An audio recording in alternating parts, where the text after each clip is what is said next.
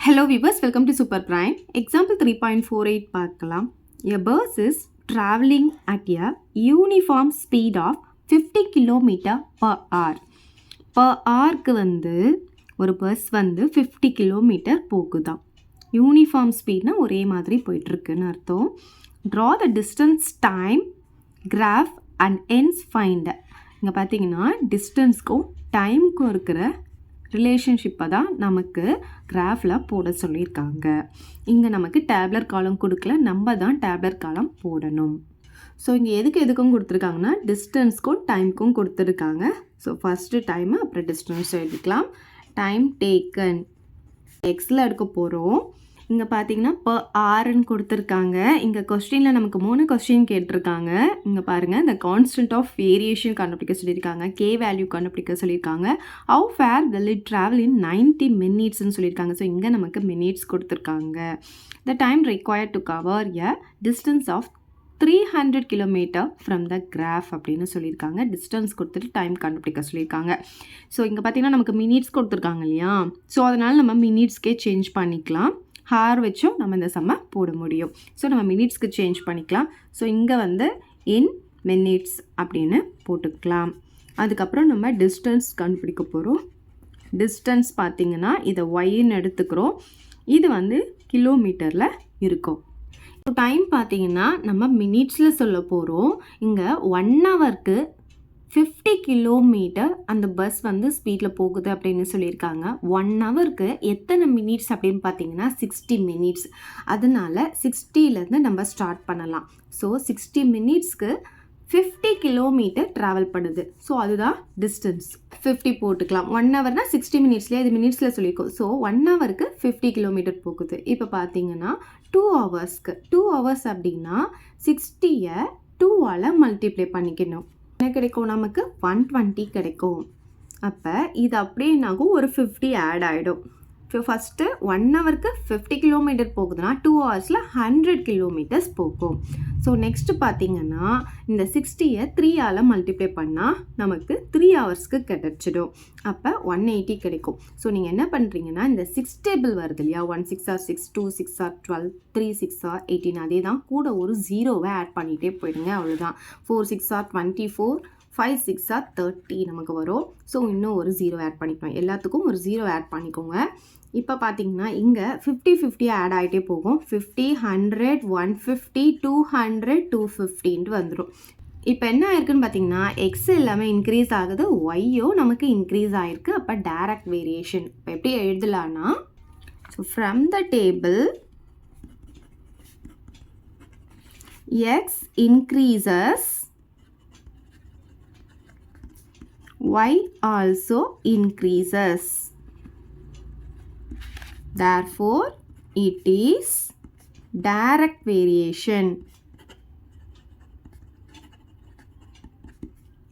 So direct வேரியேஷனாக இருந்தால் நமக்கு பார்த்திங்கன்னா ஈக்குவேஷன் எப்படி இருக்குன்னா y = kxஆக இருக்கும்.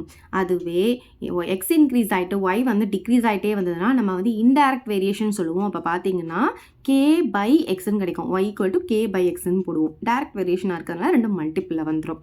ஓகே, இப்போ இதை ஈக்குவேஷன் 1 அப்படின்னு எடுத்துக்கலாம். இப்போ நமக்கு என்ன வேணும்னா கே வேல்யூ தான் வேணும். ஸோ மல்டிப்ளேயில் இருக்க இந்த எக்ஸ் பார்த்திங்கன்னா இந்த சைடு வரும்போது டிவைடடில் வந்துடும். ஸோ இப்போ நம்ம கே வேல்யூவை கண்டுபிடிக்க போகிறோம். கண்டுபிடிச்சி இதில் எடுத்துகிட்டு சப்ஸ்டியூட் பண்ண போகிறோம். y/x, இதுதான் y, இதுதான் x. அப்போ 50/16 போட்டுக்கலாமா, ஈக்குவல் டு இது y, இது x. அப்போ நல்லா 100/120ன்னு எழுதிக்கலாம். ஸோ நீங்கள் எல்லாமே ஈக்குவல் டு போட்டு எழுதினாலும் சேம் வேல்யூ தான் கிடைக்க போகுது. ஸோ 2 மட்டும் கண்டுபிடிச்சா போதும். இப்போ பார்த்தீங்கன்னா 2 0வையும் நான் கேன்சல் பண்ணிடுறேன். அப்போ 5/6 வருது. இங்கேயும் இந்த 0வையும் கேன்சல் பண்ணிடுறேன். இப்போ இது பார்த்தீங்கன்னா நான் 2 டேபிளில் 6 டைம்ஸ், 2 டேபிளில் 5 டைம்ஸ். இப்போ பாருங்கள் அதே 5/6 தான் நமக்கு கிடைக்குது. அப்போ கே வேல்யூ என்ன கிடைக்குதுன்னா 5/6 அப்படின்னு கிடைக்குது. ஸோ இந்த கே வேல்யூ எடுத்துகிட்டு இப்போ ஈக்குவேஷன் 1ல் நான் சப்ஸ்டிடியூட் பண்ண போகிறேன். அப்போ என்ன ஆகும்னா y = கே இருக்கிற இடத்துல 5/6 போட்டுக்கலாம், அப்புறம் எக்ஸ்ன்னு போட்டுக்கலாம். இதுதான் ரிக்வயர்ட் ஈக்குவேஷன். ஸோ இந்த ஈக்குவேஷனுக்கு தான் இப்போ நம்ம இந்த பாயிண்ட்ஸை எழுதிக்கலாம், கிராஃபில் ப்ளாட் பண்ணிக்கலாம். So points to be plotted அப்படின்னு போட்டுக்கலாம்.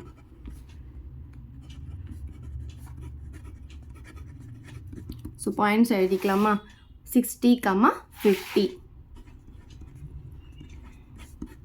120, 100. 180, 150. 240, 200. லாஸ்டா 300, 250. இந்த பாயிண்ட்ஸ்லாம் கிராஃபில் பிளாட் பண்ணிக்கலாம். இங்கே எக்ஸ் வேல்யூலாம் பாருங்கள் 60, 120, 180, 240 இருக்குது. இப்போ நமக்கு இங்கே கொஸ்டினில் பார்த்தீங்கன்னா 90 மினிட்ஸ்ன்னு ஒன்று இருக்குது.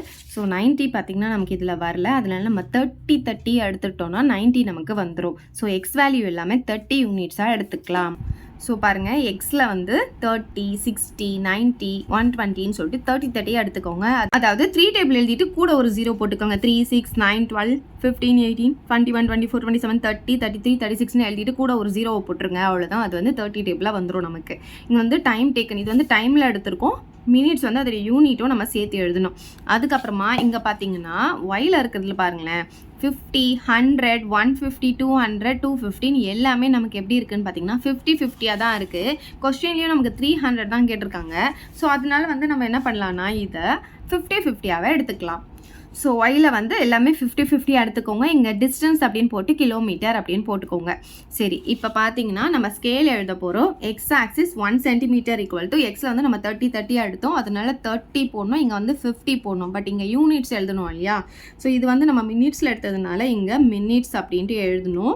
இது வந்து நம்ம கிலோமீட்டரில் எடுத்திருக்கோம், அதனால இங்கே கிலோமீட்டர் அப்படின்னு போடணும். இந்த முன்னாடி சம்மில் பார்த்தீங்கன்னா எக்ஸாம்பிள் 3.47 பார்த்தீங்கன்னா எக்ஸ் ஆக்சிஸில் நம்ம டயாமீட்டர் வந்து சென்டிமீட்டரும் சர்க்கம்ஃபரன்ஸும் சென்டிமீட்டரில் எடுத்திருக்கோம். ஸோ இங்கேயும் வந்து நம்ம என்ன பண்ணலாம்னா யூனிட்க்கு பதிலாக சென்டிமீட்டர்னு போட்டுக்கலாம். ஸோ இங்கேயும் சென்டிமீட்டர் போட்டுக்கோங்க, நாங்கள் போட மறந்துட்டேன்.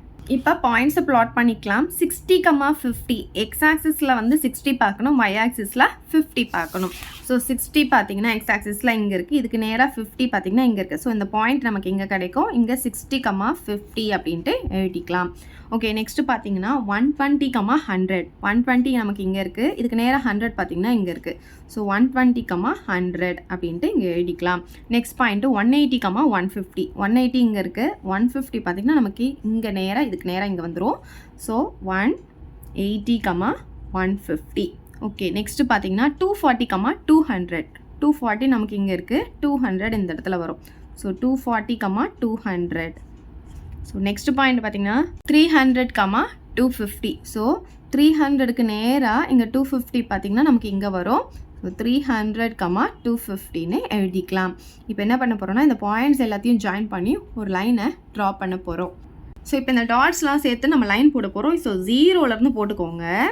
இதுக்கெல்லாம் கரெக்டாக வர மாதிரி ஸ்கேல் அட்ஜஸ்ட் பண்ணிவிட்டு லைனை ட்ரா பண்ணிக்கோங்க.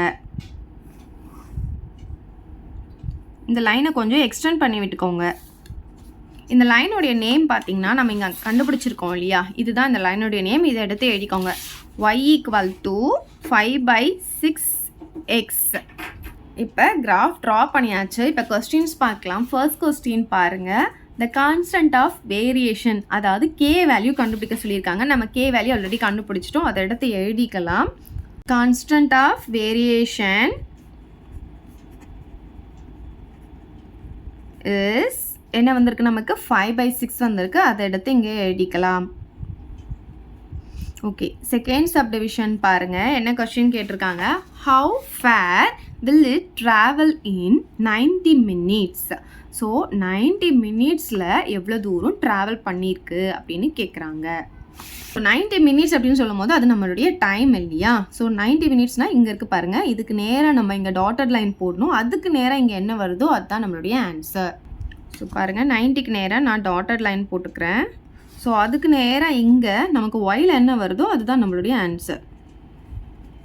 ஸோ ஒயில் பார்த்தீங்கன்னா 50க்கும் 100க்கும் நடுவில் வருது. அப்போ கண்டிப்பாக இங்கே என்னவாக இருக்கணும், 75ஆக இருக்கணும். அப்போ 75 கிலோமீட்டர் தான் இதோடைய ஆன்சராக இருக்கும். இங்கே பார்த்தீங்கன்னா நம்ம எக்ஸ்லேருந்து தான் ஒய்யை கண்டுபிடிக்கணும். அப்போ ஆரோ மார்க் இப்படி தான் போகணும். ஸோ 90லேருந்து போட்டு தான் நம்ம 75 கண்டுபிடிச்சோம்.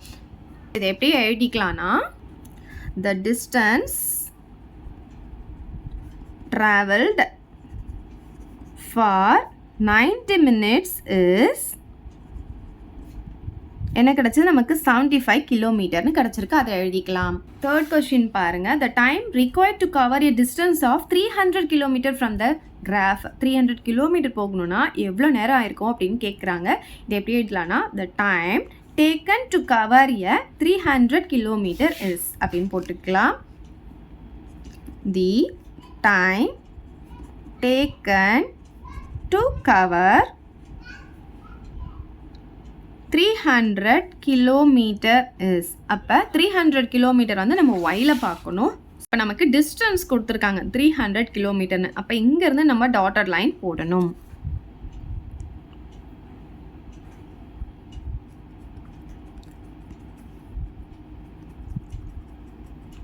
இப்போ எக்ஸுக்கு நேராக என்ன வருதுன்னு பார்க்கணும். 360ல் கரெக்டாக வருது நமக்கு.